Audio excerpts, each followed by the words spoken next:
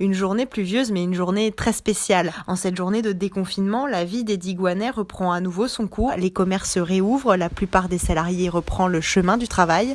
Une situation vécue par chacun de façon à la fois positive et prudente. On avait fait un peu du drive depuis la semaine dernière, et là, du coup, on a ouvert les portes, aujourd'hui. Ça fait du bien.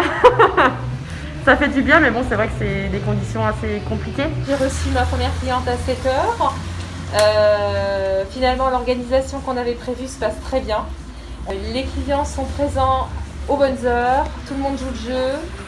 Pas de difficulté majeure, mais très épuisant d'être sous un masque, plus sous une visière, plus un plastique, mais je pense qu'on va s'habituer. Et bien sûr qu'on est content et on avait besoin.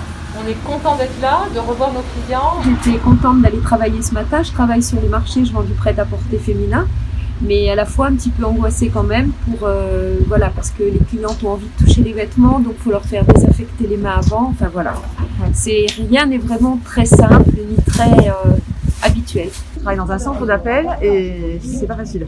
Ouais. Voilà. Le masque.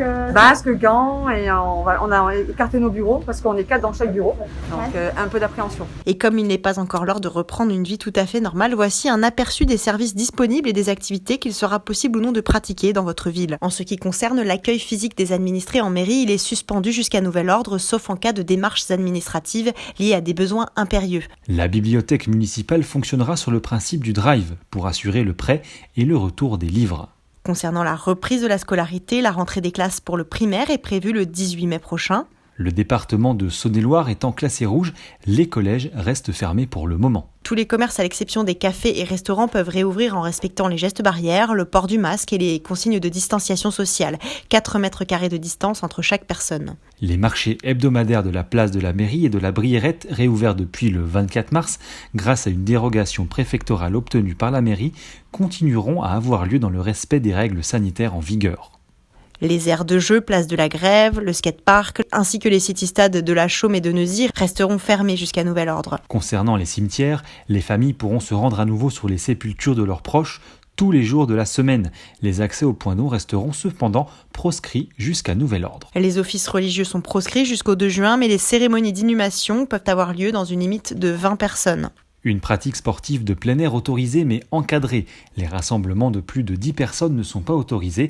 Une distance de 10 mètres minimum doit être observée entre 2 personnes pour les activités de vélo et de jogging.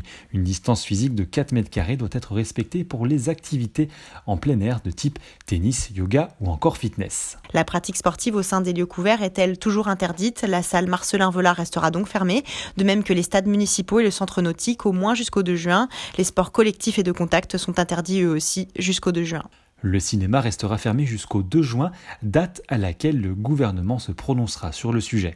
Les salles municipales resteront fermées au moins jusqu'au 2 juin. La déchetterie continuera son fonctionnement sur rendez-vous pour les particuliers et pour les professionnels.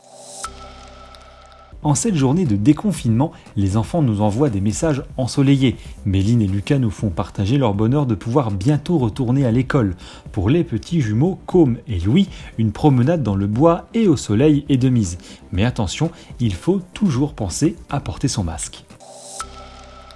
Et enfin, dans notre rubrique Vue sur le web, le déconfinement vu par le photographe de talent Christian Lapetite.